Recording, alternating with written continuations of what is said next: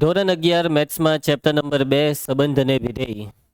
તો આ ચેપ્ટરમાં આપણે લાસ્ટ લેક્ચરમાં સ્વાધ્યાય 2.2 ના દાખલા જોયા અને વિધેય ટોપિકમાં અગત્યના વિધેયોની વાત કરી. તેમાં એક વિધેય આપણે જોયું, તદેવ વિધેય. બરાબર. સૌથી પહેલાં આપણે રિવિઝન કરીએ. વિધેય કોને કહેવાય તે સમજીએ. કિરણ આકૃતિની વાત કરીએ તો એ અને બી બે ઘન છે. એના બધા ઘટકોએ એક તીર છોડવાનું છે. શું કરવાનું છે? એના બધા જ ઘટકોએ, કોને? બધા જ ઘટકોએ એક જ તીર છોડવાનું. તો તે સંબંધ શું બની જશે? વિધેય. અને શબ્દમાં વાત કરીએ તો અરિક્ત ઘન એ અને બી માટે સંબંધ એફ અંતર્ગત પ્રદેશ એના પ્રત્યેક ઘટકને બીમાં અનન્ય પ્રતિબિંબ મળે તો એફને એથી બી પરનું શું કહેવાય? વિધેય. આ જે વ્યાખ્યા છે તેમાં સૌથી અગત્યના બે શબ્દ કયા છે? કે પ્રદેશ એ એટલે એના પ્રત્યેક ઘટક, એના પ્રત્યેક ઘટક, કેટલા ઘટક? પ્રત્યેક. ને બીમાં કેટલા પ્રતિબિંબ? અનન્ય. આ બે શબ્દ જ મેઇન છે. એના પ્રત્યેક ઘટકને બીમાં અનન્ય પ્રતિબિંબ મળે તો એફને કહેવાય વિધેય. એફ જો એ થી બી પરનું વિધેય હોય તો તેને સંકેતમાં શું લખાય છે? એફ ફ્રોમ એ ટુ બી. યાદ છે ને આ બધી વસ્તુ? માની લો કે કોઈ ક્રમયુક્ત જોડ એ કોમા બી એફમાં છે, તો આપણે આને કંઈક અલગ રીતે લખવું હોય તો શું લખાય? એફ પછી કાઉન્સની અંદર એ બરાબર બી. એફ ઓફ એ બરાબર બી. એ એટલે ઇનપુટ અને બી એટલે આઉટપુટ. બરાબર છે. અને એફનું કામ શું કરવાનું છે? પ્રોસેસ કરવાનું. આપણે ઇનપુટ આપ્યું, એફ એ પ્રોસેસ કરીને આઉટપુટ આપ્યું. બરાબર. પછી આ બીને કહેવાય એનું પ્રતિબિંબ અને એને કહેવાય બીનું પૂર્વ પ્રતિબિંબ. Image, pre image. ક્લિયર? ચાલો, એના પછી બીજું શું બાકી રહી જાય છે? ઓકે, પ્રદેશ. આજે એફ ફ્રોમ એ ટુ બી લખ્યું, તેમાં એને કહેવાય પ્રદેશ અને બીને સહપ્રદેશ. તો વિસ્તાર કોને કહેવાય? પ્રદેશના પ્રત્યેક ઘટકોના પ્રતિબિંબોથી બનતો ગણ એને કહેવાય વિસ્તાર. વિસ્તાર એટલે ટૂંકમાં પ્રતિબિંબોનો ગણ. કયો ગણ? પ્રતિબિંબોનો ગણ. બરાબર છે રિયો? ચાલો, એના પછી વાસ્તવિક કિંમતોનું વિધેય કોને કહેવાય? જો વિધેયનો પ્રદેશ કોણ હોય? વાસ્તવિક સંખ્યા ગણ આર અથવા તેનો કોઈ ઉપગણ, તો તે વિધેયને કહેવાય વાસ્તવિક કિંમતોનું વિધેય. અને જો તેનો વિસ્તાર શું હોય? વાસ્તવિક સંખ્યાનો ગણ આર અથવા તેનો કોઈ ઉપગણ, તો તે વિધેયને કહેવાય વાસ્તવિક વિધેય. યાદ આવે છે આ બધી વસ્તુ? માની લો કે તમને કોઈ સંબંધમાં ક્રમયુક્ત જોડ આપેલી છે અને ક્રમયુક્ત જોડ જોઈને નક્કી કરવા કે શું આપેલું સંબંધ વિધેય છે. તો શું જોવાનું? કે પ્રથમ ઘટકનું પુનરાવર્તન થવું જોઈએ નહીં. જો પ્રથમ ઘટકનું પુનરાવર્તન થયું તેનો મતલબ સંબંધ વિધેય નથી. સંબંધ ખાલી સંબંધ જ છે, વિધેય નથી. ક્લિયર? યાદ આવે છે આ બધી વસ્તુ? એના પછી અગત્યના વિધેયમાં પહેલું કયું શીખેલા આપણે નિશી? બરાબર છે, તદેવ વિધેય. કયું વિધેય? તદેવ વિધેય. ચલો, તદેવ વિધેયનું સૂત્ર શું હતું? F from R to R. અને એની વ્યાખ્યા શું હતી? એફ ઓફ એક્સ બરાબર એક્સ. જે સવાલ તે જ જવાબ, જે ઇનપુટ તે જ આઉટપુટ, જે મૂક્યું તે જ મળ્યું. બરાબર છે. તદેવ વિધેયને બીજું શું કહેવાય? આઈ ઓફ એક્સ, આઈડેન્ટિટી ફંક્શન. તદેવ વિધેયમાં 5 મૂકીએ તો જવાબમાં 5 આવે, 10 મૂકીએ તો 10. તદેવ વિધેયનો પ્રદેશ શું છે? આર. અને વિસ્તાર પણ આર જ છે. અને તદેવ વિધેયનો આલેખ કેવો હતો? સીધી રેખા. આ રેખા કયા બિંદુમાંથી પસાર થાય છે? ઉગમ બિંદુ. અને કયા ચરણ? પ્રથમ ને ત્રીજા ચરણ. આટલી વસ્તુ આપણે ભણેલા. આ બધું યાદ રાખવાનું, કેમ કે પરીક્ષામાં 1 માર્ક્સમાં સવાલ પૂછાય કે તદેવ વિધેયનો વિસ્તાર ખાલી જગ્યા છે, તો તમારે જવાબમાં લખવાનું આર. આ બધા સવાલ પૂછાય તો તમને જવાબ આવડવા જોઈએ. ઓકે, આગળ વધીએ. હવે નંબર 2 આવ્યા છે આપણે. સેકન્ડ છે અચર વિધેય. તદેવ વિધેયને આઈડેન્ટિટી ફંક્શન કહેતા હતા ઇંગ્લિશમાં. તો અચર વિધેય, અચરને ઇંગ્લિશમાં કહેવાય કોન્સ્ટન્ટ. એટલે કયું ફંક્શન? Constant function. ચલો, અચર વિધેય નિશી જેવો શબ્દ તેવો જ મતલબ. કે અચર છે. કેવું છે? અચર. અચર એટલે જેનો જવાબ બદલાતો નથી. અચર વિધેય ને કેવી રીતના વ્યાખ્યાયિત કરવામાં આવે છે? તો F from R to R. F of X બરાબર કોઈ અચર સી, જ્યાં સી શું છે? સી એ કોઈ વાસ્તવિક સંખ્યા છે, સી બિલોંગ્સ ટુ આર. આપણે લખ્યું સી બિલોંગ્સ ટુ આર, એનો મતલબ સી એ કોઈ શું છે? વાસ્તવિક સંખ્યા છે. અને આ સી નો મતલબ કે કોઈ બી સંખ્યા છે, એફ ઓફ એક્સ બરાબર કોઈ બી સંખ્યા. એટલે કે આનો મતલબ શું થયો ખબર? કે તમે આમાં એક્સ ની જગ્યાએ 5 મૂક્યું તો એફ ઓફ 5 નો જવાબ કેટલો? અહીંયા જો તમે એક્સ ની જગ્યાએ 5 મૂકો તો એનો મતલબ કે જમણી સાઈડ બી જ્યાં એક્સ છે ત્યાં 5 મૂકીને સાદુરૂપ આપો. શું અહીંયા કશે તમને એક્સ દેખાય છે? ના. તો એનો મતલબ 5 મૂકવાથી જવાબ આ જ C. F of 5 C, F of 10 C, F of -2 C, F of 3/4 C. બરાબર છે? ક્લિયર બધાને? એટલે એક્ઝામ્પલ તરીકે તમને કોઈ અચર વિધેય આપેલું છે એફ ઓફ એક્સ બરાબર 5, તેનો મતલબ એક્સ ની કોઈ બી કિંમત લે જવાબ 5 જ આવે. બરાબર? અચર વિધેય કેમેસ્ટ્રીમાં ભણવામાં આવે તમને, નિષ્ક્રિય વાયુ.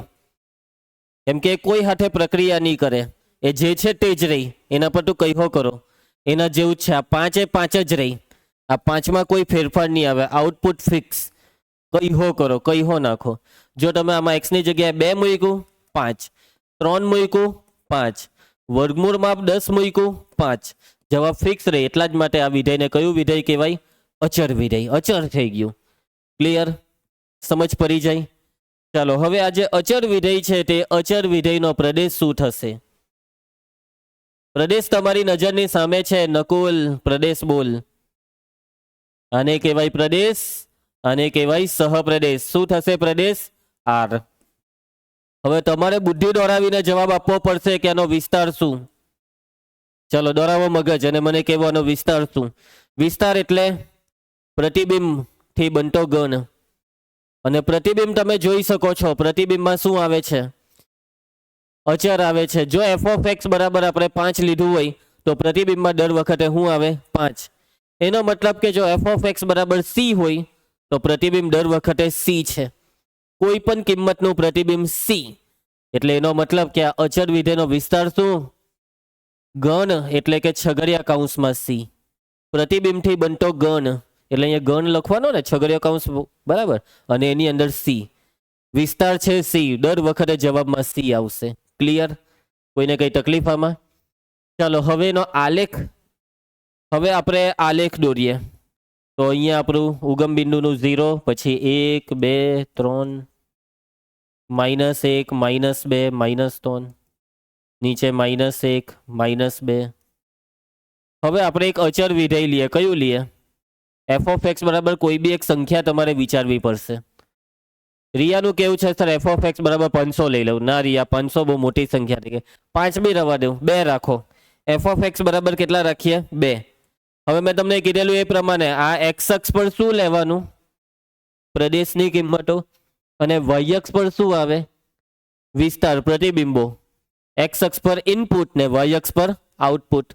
યાદ આવે છે આ વસ્તુ? એટલે કે મેં વિધેયમાં 1 મૂકું. જોજો વિધેય કયું મેં કીધું? એફ ઓફ એક્સ બરાબર 2. એફ ઓફ એક્સ બરાબર 2 નો આલેખ. એટલે કે જો મેં આમાં 1 મૂકું તો મને જવાબમાં 2 મળે. એટલે 1 તો અહીંયા 2, એટલે 1 ને 2 સાથે જોડતું બિંદુ. ક્લિયર? જો મેં આમાં 2 મૂકું તો કેટલું આવે? 2 જ. 2 પર બી 2 જ, 2 પર 2. 3 મૂકીએ તો એફ ઓફ 3 કેટલા? ઇનપુટ 3 તો આઉટપુટ 2 જ આવશે. જો મેં 0 લેમ, આમાં 0 લેમ તો મને જવાબ કેટલો મળે? 2 જ મળે. -1 લેમ તો બી 2, -2 લેમ તો 2, -3 લેમ કઈ હો લેમ 2 જ આવશે. 0.5 લેમ તો બી 2, 1.5 લેમ તો બી 2. સમજ પડે છે વાતમાં? તો તમે હવે સમજી જાઓ કે આનો આલેખ શું થવાનો. શું થશે આલેખ? સીધી રેખા જ થશે, પરંતુ આ સીધી રેખા આ વખતે કેવી છે? સીધી રેખા સીધી તો છે, પરંતુ સાથે સાથે બીજો કોઈ શબ્દ શું આપણે કહી શકીએ? આડી રેખા. કેવી રેખા? આડી રેખા. અને હજી પણ બીજો એક શબ્દ જો આપણે કહેવો હોય તો આને કહેવાય સમક્ષિતિજ રેખા. કેવી રેખા? સમક્ષિતિજ. આને કહેવાય શિરોલંબ. ને આડી હોય તેને સમક્ષિતિજ. હજી ત્રીજો શબ્દ બી બોલી શકાય રિયા. આ આલેખ એ એક્સ અક્ષને સમાંતર રેખા છે. ચોથો શબ્દ બી છે વાય અક્ષને લંબ રેખા છે. સમજ પડશે તમને મારી વાતમાં? તો આ કોનો આલેખ મેં દોર્યો? એફ ઓફ એક્સ બરાબર 2 નો. એટલે મારે અહીંયા શું લખવાનું? એફ ઓફ એક્સ બરાબર 2. એટલે એનો મતલબ કે મેં કોઈ બી અચર વિધેય લેમ તો એનો આલેખ શું આવો જ આવશે, આડી રેખા જ આવશે. હા, અહીંયા એફ ઓફ એક્સ બરાબર કેટલા છે? 2. એટલે વાયક્ષ પરના બિંદુ 2 માંથી આડી રેખા હતી. માની લો કે અહીંયા એફ ઓફ એક્સ બરાબર 1 હતે તો સમજી જવાનું કે વાયક્ષ પરના બિંદુ 1 માંથી આડી રેખા. બરાબર. એફ ઓફ એક્સ બરાબર -3 હતે તો વાયક્ષ પરના બિંદુ 3 માંથી આડી રેખા. ક્લિયર? સમજ પડે? એફ ઓફ એક્સ બરાબર 0 હતે તો 0 માંથી આડી રેખા એટલે એક્સ અક્ષ પોતે. એટલે એક્સ અક્ષ પોતે કોનો આલેખ છે? એફ ઓફ એક્સ બરાબર 0 નો આલેખ. અચર વિધેય 0 નો આલેખ એક્સ અક્ષ પોતે. અને અચર વિધેય 0 નો આલેખમાં તમે એવું નહીં બોલી શકો કે અચર વિધેય 0 નો આલેખ એફ ઓફ એક્સ બરાબર 0 નો આલેખ એક્સ અક્ષને સમાંતર છે. ના, એક્સ અક્ષને સંપાતી છે. એક્સ અક્ષ પર જ બેસી ગયો એટલે સંપાતી થયો. સંપાતી શબ્દ ખબર ને, ગયા વર્ષે આપણે દાખલામાં આવેલો. સમાંતર, સંપાતી ને છેદતી રેખા. 3જું ચેપ્ટર, દ્વિચલ સુરેખ સમીકરણ યુગ્મ. રિયા, એમાં તું એક્સપર્ટ હતી, તારો એક બી દાખલામાં જવાબ નહીં આવતો. યાદ આવ્યું? ચાલો આગળ વધીએ. હે, તને ખાલી સંભાવના તો આવડતું હતું, તો એ સંભાવનાને ઇન્સલ્ટ કરી. હે, આજે એને શું કીધું, મને 3જું ચેપ્ટર જ આવડતું. હવે સંભાવનાને ખોટું લાગે. ચાલો, આલેખ. નકુલ, આ આલેખ કેવો છે? આડી રેખા છે અથવા સમક્ષિતિજ રેખા છે અથવા વાયક્ષને લંબ રેખા છે. એક્સ અક્ષને સમાંતર નહીં લખીશું કેમ કે એફ ઓફ એક્સ બરાબર 0 લઈએ તો સમાંતર શબ્દ ખોટો પડે, એટલા માટે. કોઈને કઈ તકલીફ? અચર વિધેયમાં પરફેક્ટ સમજ પડી ગઈ. અચર વિધેય એક ખરેખરમાં એકદમ સિમ્પલ વસ્તુ છે, આરામથી સમજ પડી જાય તેવું છે. ચાલો નિશી, નંબર 3 બહુપદી વિધેય. અરે, આમને તો આપણે ઓળખીએ છીએ. બહુપદી એટલે 6થા કે 7મા ધોરણથી આપણે એની સાથે કામ કરીએ છીએ. સાચી વાત ને? હવે આપણે આ બહુપદીને આજે પહેલી વાર ડિટેલમાં સમજીએ કે આ બહુપદી વિધેય એક્ઝેક્ટલી શું છે. તો સૌથી પહેલા શું આવે? પ્રદેશ ને સહપ્રદેશ. તો બહુપદી વિધેય માટે બી એફ ફ્રોમ શું આવશે? આર ટુ આર જ આવશે. હવે બહુપદી વિધેય લખવા પહેલા બહુપદીના થોડાક એક્ઝામ્પલની વાત કરીએ. એક્ઝામ્પલ તરીકે એક બહુપદી મેં લખું છું 2x + 3. બીજી બહુપદી 3x - 5. શું મેં આ બહુપદી જ લખું છું ને? ની હોય તો મને કહેજો, બહુપદી ની હોય તો. 5x² - 7x + પાઈ. શું આ બહુપદી છે? છે ને બહુપદી? હા ભાઈ, બહુપદી છે. Number 4 10x⁷ + 1. શું આ બહુપદી છે? આ પણ બહુપદી છે. ચલો એના પછી x + 1/x. શું આ બહુપદી છે? છે ને બહુપદી? નથી, આ બહુપદી નથી. અને સાદુરૂપ આપવા પછી બી આ બહુપદી નથી જ થવાની કેમ કે છેદમાં x છે. ઓકે, તો બહુપદી વિશે તમે 9મા ધોરણમાં મેં તમને ભણાવેલું કે બહુપદી જે હોય છે ને તેમાં એક્સની ઘાત હંમેશા કેવી સંખ્યા? અનઋણ પૂર્ણાંક અથવા પૂર્ણ સંખ્યા. એટલે એક્સની ઘાતમાં 0, 1, 2, 3, 4 આવી સંખ્યા જ આવે. જો એક્સની ઘાતમાં અપૂર્ણાંક સંખ્યા આવે, અસમય સંખ્યા આવે તો એને બહુપદી ના કહેવાય. જો તમે આનું સાદુરૂપ આપશો તો એક્સ તો બેઠો જ, પણ આ નીચેનો એક્સ ઉપર જાય તો એક્સની -1 ઘાત. અને બહુપદીનો નિયમ છે કે ઘાતમાં ઋણ સંખ્યા નહીં આવે, એટલે આ બહુપદી નથી. યાદ આવે છે આ બધી વસ્તુ? મતલબમાં સિમ્પલ રકમ દેખાય તો સમજ પડી જ જાય કે બહુપદી છે કે નથી. પરંતુ જો રકમમાં તમને કંઈક સાદુરૂપ દેખાય તો પહેલા સાદુરૂપ આપવાનું, પછી નક્કી કરવાનું કે બહુપદી છે કે નથી. એના પછી વર્ગમૂળમાં x - 5. શું આ બહુપદી છે? રિયો, શું આ બહુપદી છે? ના. કેમ નથી? વાંધો શું છે આમાં? વર્ગમૂળ x નો મતલબ x ની કેટલી ઘાત લખાય? 1/2. અને આપણી વાત થઈ તેમ ઘાતમાં કઈ સંખ્યા? અનઋણ પૂર્ણાંક. અને 1/2 અનઋણ પૂર્ણાંકમાં નહીં આવે એટલે આ બહુપદી નથી. બરાબર છે? ચાલો રિયો. એના પછી વર્ગમૂળ x - 1 * વર્ગમૂળ x + 1. શું આ બહુપદી છે? શું આ બહુપદી છે? હે રિયો, તને શું લાગે બહુપદી છે? જો વર્ગમૂળ x લખેલો છે, વર્ગમૂળ x એટલે x ની 1/2 ઘાત થાય ને, હવે કેટલાક બાળકો શું કરે કે સર વર્ગમૂળ એક્સ એટલે એક્સની 1/2 ઘાત એટલે આ બહુપદી નથી એમ કહી દે, પણ ના, સાદુરૂપ તો આપો. અને સાદુરૂપ અપાશે ને નકુલ? શું સાદુરૂપ અપાશે? સૂત્ર કયું સૂત્ર લાગે? a ઓછા બી a વત્તા બી. શું છે સૂત્ર? a સ્ક્વેર ઓછા બી સ્ક્વેર. a સ્ક્વેર એટલે વર્ગમૂળ એક્સ નો વર્ગ. કેટલો થાય વર્ગમૂળ એક્સ નો વર્ગ? એક્સ. અને 1 નો વર્ગ એ કેટલા બહુપદી છે. ક્લિયર? સમજ પડે છે? તો મતલબમાં તમને કોઈ પણ અભિવ્યક્તિ આપવામાં આવે. શું આપવામાં આવે? અભિવ્યક્તિ. તો તમને ઓળખતા આવડવું જોઈએ આપેલી અભિવ્યક્તિ બહુપદી છે કે નથી. હવે તમને સ્ટાર્ટિંગમાં કીધું તેમ એફ ફ્રોમ તો આર ટુ આર, પણ હવે બહુપદીનું જો સૂત્ર લખવાનું કહેવામાં આવે, એની વ્યાખ્યા લખવાનું કહેવામાં આવે તો શું લખાય? આ બહુપદીની ઘાત કેટલી છે? મેં પૂછું બહુપદીની ઘાત એટલે મોટામાં મોટી ઘાત કેટલી છે? 1 આની 1 આની 2 7. આ તો બહુપદી નથી, આની ઘાત બી 1. મતલબમાં બહુપદી જે બી લખેલી હોય ને તેમાં તમે એક વસ્તુ જુઓ કે સૌથી પહેલું પદમાં મોટામાં મોટી ઘાત લખેલી છે. એવું જરૂરી નથી કે પહેલા પદમાં જ, આગળ પાછળ હોય તો પદ ગોઠવણી કરીને આપણે ગોઠવી શકીએ. એટલે આપણે ગોઠવેલી બહુપદી લખવા માંગીએ છીએ. અને જો કોઈ બહુપદીના ઘાતના ઉતરતા ક્રમમાં ગોઠવેલી હોય ને તો એમાં પહેલું પદ મોટામાં મોટી ઘાતવાળું હોય. એટલે જ્યારે તમને એમ કહે કે મને બહુપદી લખીને આપો, એ બી કયા સ્વરૂપમાં? વ્યાપક સ્વરૂપમાં. તો પહેલો સવાલ શું આવે ખબર? હું તમને એમ પૂછું કે ચાલો બહુપદીનું વ્યાપક સ્વરૂપ લખો, તો તમારે મને કહેવાનું સર એની ઘાત કેવો? તમને એમ કેમ કે 3 ઘાત. કેટલી ઘાત? 3. એટલે તરત તમે જવાબ કહો કે સર તો એ બહુપદી છે ax³ + bx² + cx + d, જેને તમે કયું સ્વરૂપ કેવું? વ્યાપક સ્વરૂપ. 10માં 9માં તમને એમ કહે કે ચાલો 2 ઘાતવાળી બહુપદી લખો, તો ax² + bx + c આવું લખે ને. 1 ઘાતવાળી બહુપદી લખો તો ax + b. ચલો 5 ઘાતવાળી લખવી હોય તો 5 ઘાત. a x ની 5, b x ની 4, પછી c x ની 3, પછી d x ની 2, પછી ex ને પછી f. 5 ઘાત કીધી, 5 ઘાત, 4 ઘાત, 3 ઘાત, 2, 1 ને અચર પદ. a b c d આ બધું શું છે? ABCD. તો કે ભાઈ સંખ્યા, સહગુણક કહેવાય. શું કહેવાય? સહગુણક. ના f ને કહેવાય અચર પદ. એટલે કે બહુપદીમાં શું છે? એક ચલ હોય છે. એ ચલની મોટામાં મોટી ઘાત હોય. મોટામાં મોટી ઘાતથી ચાલુ કરીને એક ઘાત ઓછી કરીને છેલ્લે સુધી લખવાનું. કાં સુધી? એક્સની કેટલી ઘાત સુધી?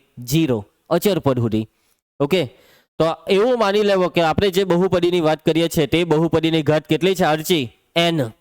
કેટલી ઘાત? n. તો લખાવો ચાલો. પહેલા પદમાં એક્સની કેટલી ઘાત? n. હવે એક ઓછી કરજે. ચાલ દક્ષ, એના પછીના પદમાં એક્સની કેટલી ઘાત? n - 1. એના પછીના પદમાં n-2.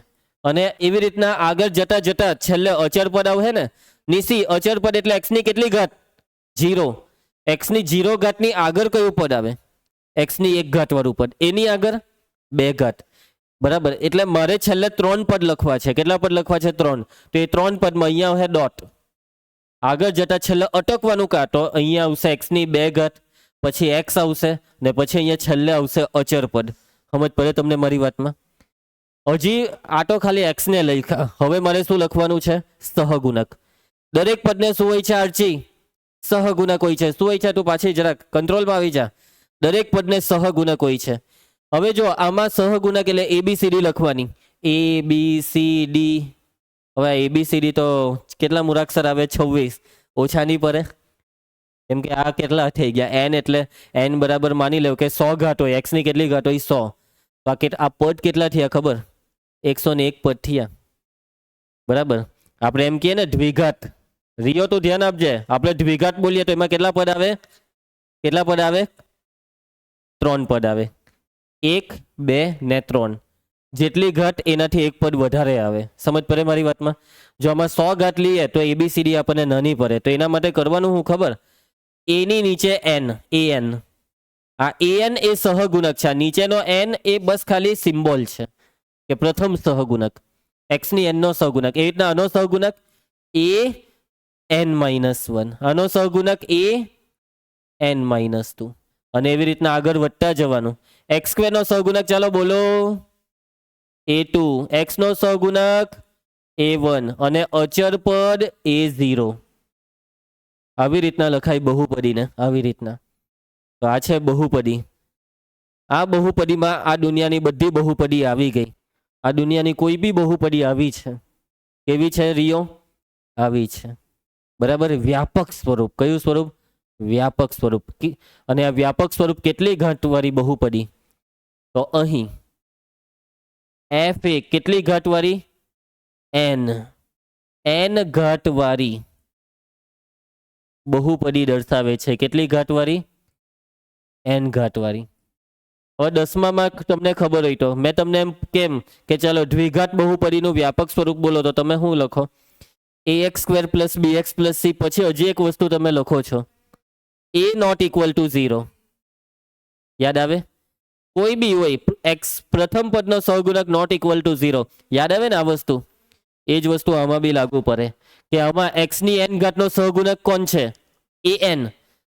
એટલે અહીંયા તમારે લખવું પડે કે આ જે an છે ને તેની કિંમત 0 નહીં લેવાય. જો તમે આને 0 લઈ લીધો તો એનો મતલબ કે x ની n ઘાતવાળું પદ ગાયબ. એટલે આ બહુપદી n ઘાતવાળી ના કહેવાય.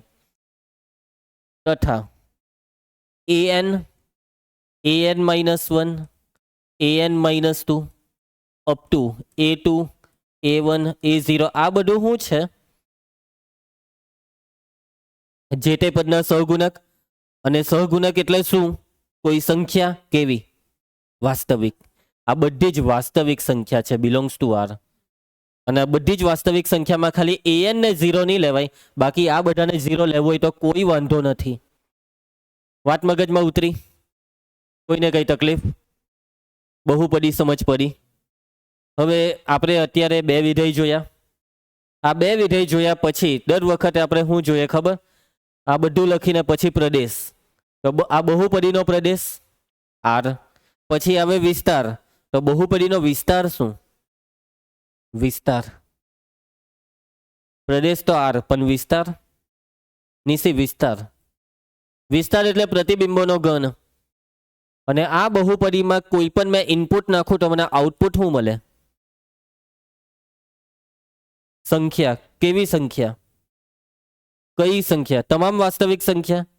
એટલે તમારું એવું કેવું છે કે બહુપદીનો વિસ્તાર આર. બરાબર ને? ક્લિયર? હવે હું એક બહુપદી લખું છું. શું લખું છું? એક બહુપદી. અને મેં જે બહુપદી લખું છું તે છે f(x) = x² + 1. જો તમે એમ કહેતા હોય કે સર બહુપદીનો વિસ્તાર છે આર. રિયો, બહુપદીનો વિસ્તાર શું છે? આર. જો એવું તમે કહેતા હોય તો વિસ્તાર આર નો મતલબ શું થયો ખબર? કે મને આર માંથી કોઈ બી કિંમત પ્રતિબિંબ તરીકે મળે. હવે મેં બહુપદી લીધી f(x) = x² + 1. મને આ બહુપદીના જવાબમાં 0 લાવી આપો ને.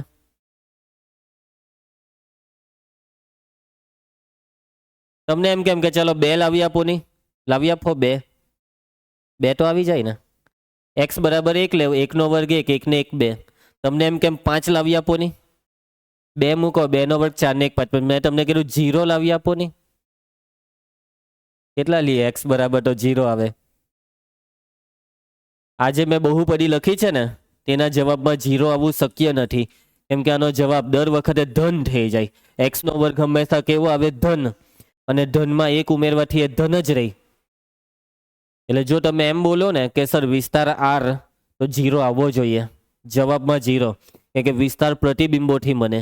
અને જો તમે એમ કહે કે વિસ્તાર આર, તો પ્રતિબિંબમાં 0 આવવું જોઈએ જ, જે નહીં આવ્યું. એટલે વિસ્તાર આર નથી. તો હવે વિસ્તાર છે હું તો હવે વાતને સમજો. હવે મેં બીજી એક બહુપદી લખું છું. કોઈ સુરેખ બહુપદી લઈએ, x + 5. હવે આ બહુપદીમાં એક કામ કરીએ, x + 1 જ રાખીએ. આ બહુપદીમાં મેં તમને એમ કેમ કે ચાલો મને જવાબમાં -10 લાવી આપો ની. લાવી આપો. આવશે કે રિયો? કેટલા લઈએ? x બરાબર કેટલા લઈએ તો જવાબ -10 આવે? -11. -11 + 1 એટલે -10. આમાં 0 લાવી આપો ની. -1 લેહો તો -1 + 1 0. 10 લાવી આપો ની. 9 લેહો તો 9 ને 1 10. એટલે આમાં તમને એવું નહીં લાગે કે આમાં જે જોઈએ તે આવતું છે? તો આનો વિસ્તાર આર કહેવાય.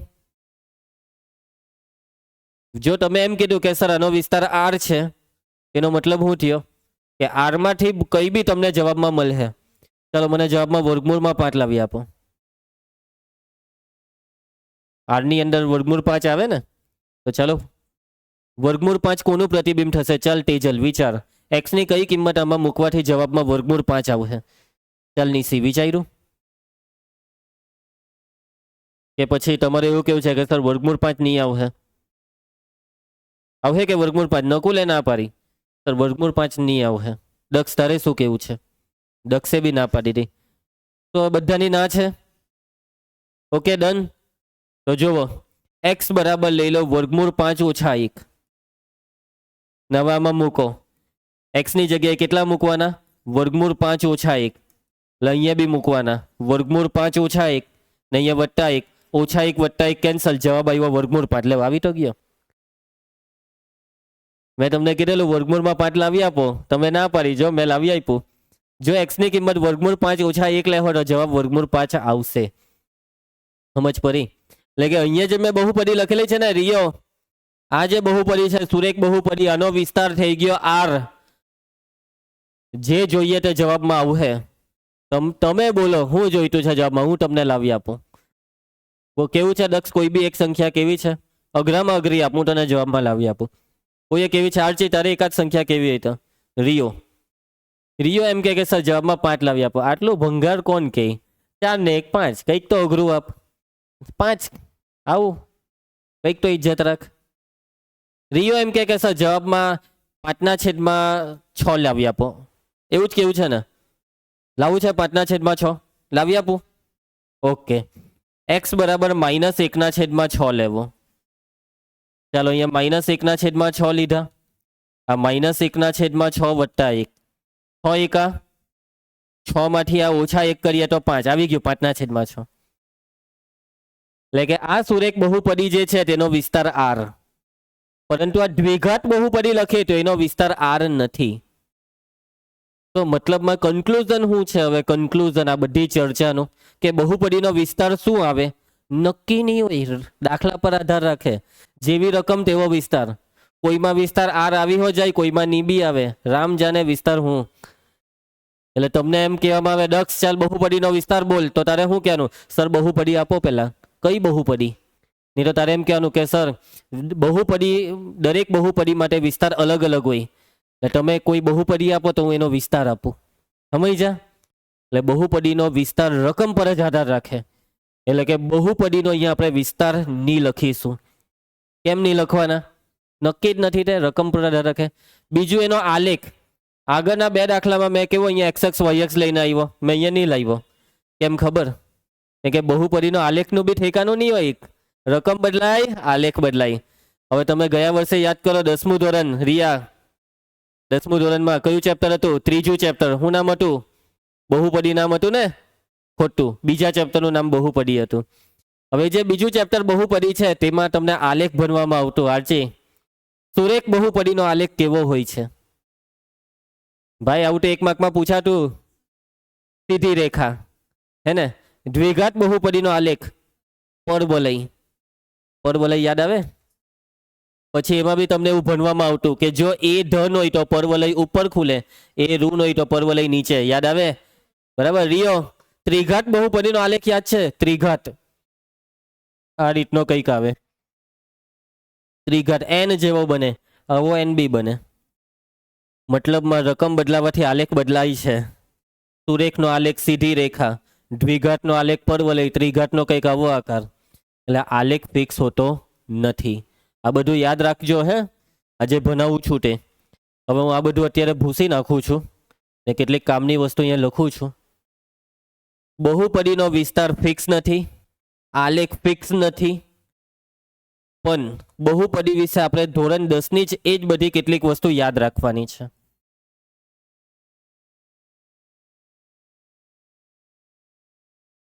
યાદ રાખો. નંબર 1, સુરેખ બહુપદીનો આલેખ શું આવે? ચાલ આરજી. હા, સુરેખા અથવા સીધી રેખા. નકુલ દ્વિઘાત બહુપદીનો આલેખ શું આવે? દ્વિઘાત બહુપદી ax² plus BX plus C નો આલેખ શું આવશે નિશી? પરવલય. અને આ જ પરવલયમાં જો એ ધન હોય, x² નો સહગુણક ધન હોય તો પરવલય ક્યાં ખુલે? ઉપર ખુલે. આ રીતે ઉપર ખુલે. અને જો એ ઋણ હોય તેજલ, a લેસ દેન 0 તો પરવલય ક્યાં ખુલે? નીચે ખુલે. આ રીતના.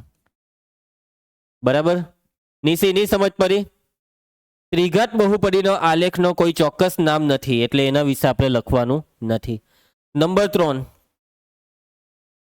જો બહુપદીની ઘાત અયુગ્મ હોય એટલે એકી સંખ્યા. બહુપદીની ઘાત એટલે મોટામાં મોટી ઘાત. એટલે બહુપદીની મોટામાં મોટી ઘાત કેવી સંખ્યા હોય નિશી? અયુગ્મ. 1 હોય, 3 હોય, 5 હોય, 7 હોય, આવી સંખ્યા હોય તો એનો મતલબ એવો સમજવાનો, જો બહુપદીની ઘાત અયુગ્મ હોય તો તેનો વિસ્તાર ગેરંટી છે R, વાસ્તવિક સંખ્યાનો ગણ R. સુરેખ બહુપદી R આવેલો વિસ્તાર. ત્રિઘાત લેહો ને તો આપણી ગેરંટી વિસ્તાર R આવશે. જે જોઈતું એટલે હું લાવી આપા. તમે ખાલી બહુપદી આપો મને, અને મને ખાલી એટલું કહો કે સર જવાબમાં 25 લાવી આપો ને, હું લાવી આપા. હું પાટિયું બેહારા. બરાબર? તમારે બી આવું બધું શીખવાનું, લાવતા પાટિયું બેહારતા. મેં કેવું ખતરનાક વિચારું. આવું બધું તમારે બી શીખવાનું છે. ધીમે ધીમે શીખો. બરાબર નકુલ? બરાબર, મિસાઇલ છોડતી વખત આજ બધી કેલ્ક્યુલેશન કરવી પડે. ચાલો.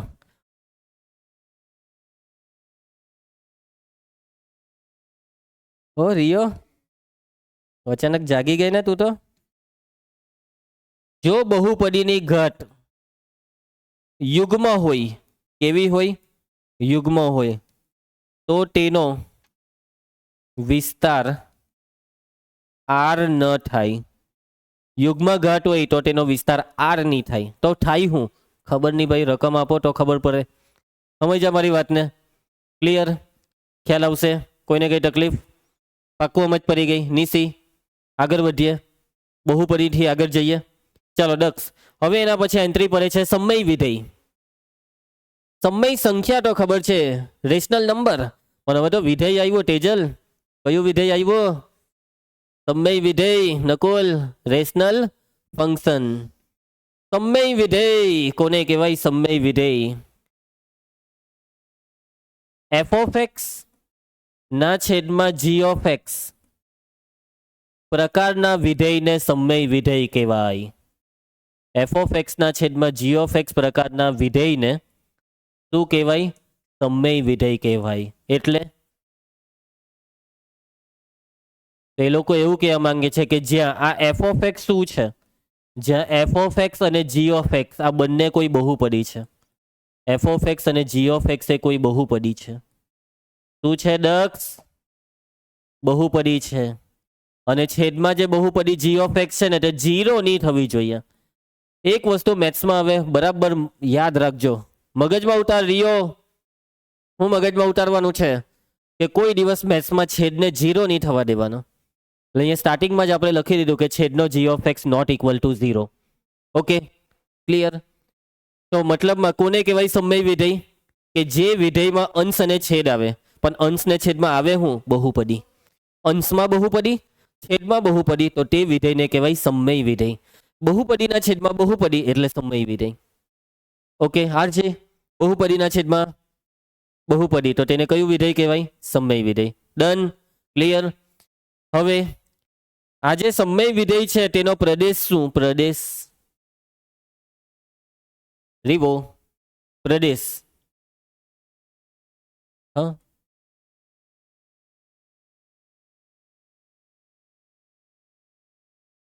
તો વાતને સમજો. આનો પ્રદેશ છે આખો R. પણ R માંથી એક સંખ્યા એવી છે કે જે પ્રદેશમાં નહીં લેવાય. એક બી નહીં, કદાચ એકથી વધારે અમુક સંખ્યા એવી છે કે જે પ્રદેશમાં નહીં લેવાય. કોને નહીં કોને લેવાય? જે તકલીફ આપે તેને નહીં લેવાય. તકલીફ કોણ આપે? જે જવાબ નહીં આપે તે તકલીફ. અને જવાબ કોણ નહીં આપે? જ્યારે છેદ 0 થાય ત્યારે જવાબ નહીં મળે. મતલબમાં એક્સની જે કિંમત માટે છેદ 0 થાય તે પ્રદેશમાં નહીં લેવાનું. બાકી પ્રદેશમાં જે લેવું હોય તે લેવાય. બરાબર.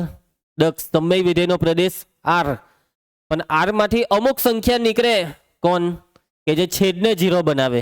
તો આર માંથી કેવા એક્સ ને કાઢવાનો? આર માંથી એવા એક્સ ને કાઢો એક્સ જ્યાં આ એક્સ કયો કેવો એક્સ છે કે જે છેદને 0 કરે, એક્સ જ્યાં જી ઓફ એક્સ બરાબર 0.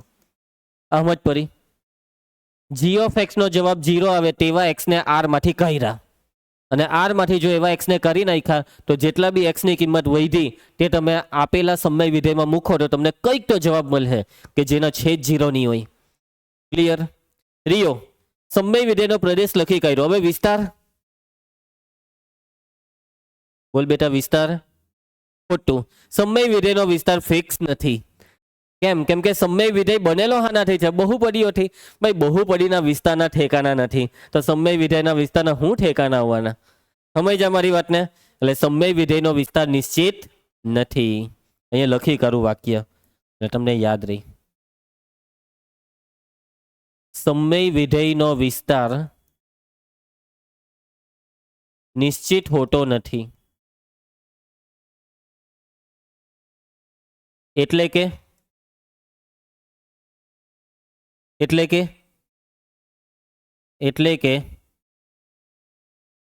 રકમ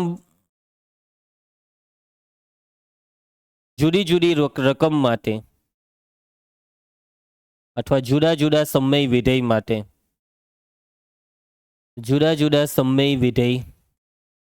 માટે વિસ્તાર જુદો જુદો હોય છે. કેવો હોય છે દક્ષ? જુદો જુદો હોય છે, અલગ અલગ હોય છે. ખ્યાલ આવશે પાકું ને? આલેખ હે નિશી? આલેખ હા નિશ્ચિત નથી. વિસ્તારના ઠેકાના નથી, આલેખના બી ઠેકાના નથી.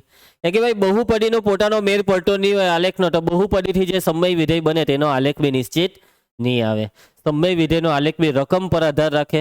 રકમ આપવી પડે, પછી મગજ દોરાવીને પછી આલેખ દોરાય. Okay done. વાત મગજમાં ઉતરી. ચાલો કેપેસિટી રાખજો, હજી 10 મિનિટ ખેંચીએ તો. આજે તમે મરી જવાની હાલતમાં છે રિયો તું. કેમ આજે આટલી બધી ઊંઘ કેમ છે તમારી આંખોમાં?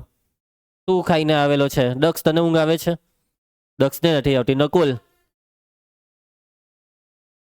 ઓકે, આ છે રાજ. રાજ કી બાત. હનુમંતેની આઈસ્ક્રીમ એટલે ઊંઘ નહીં આવે. રિયો ફી વધારવી પડે મારે તો. રોજની આઈસ્ક્રીમ કેટલી મોંઘી પડે. હે દક્ષ, તું રોજ ખાઈને આવે આઈસ્ક્રીમ? તો આજે જ ખાધી?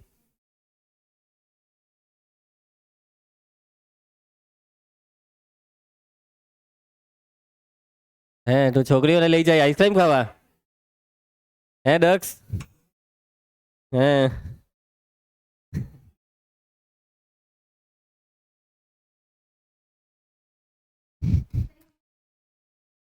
ચાલો ભાઈ, ચાલો ચાલો. રિયા, આવું નહીં કરવાનું. બિચારા પર ખોટું નામ લગાડી દીધું. હવે તો ફોટો પાડ લેજે એક. ઓકે સારું. તો જો હવે કાલે કઈ બી થાય, કાલે આપણે પૂરા કરવાના છે. હજી 1 2 3 બાકી છે. કેટલા બાકી? 3. અને એક્ટિવ રહેવાની ટ્રાય કરો યાર, કેમ કે સમજવાની વસ્તુ છે. કેમ કે ટાઈમ લાગે આમાં. એવું નહીં કે દાખલા તરત ચાલુ થઈ જાય. સમજવું પડે, આ બધું મગજમાં ઉતારવું પડે. આવતીકાલે મસ્ત વાંચીને આવજો. આવતીકાલે આપણે નવો ટોપિક ચાલુ કરીએ, સોરી નવા વિધેય ચાલુ કરીએ. 3 બાકી છે. અગત્યના વિધેયમાં કેટલા બાકી છે? 3. તે કાલે પૂરા થઈ જ જશે. મળીએ આવતીકાલે.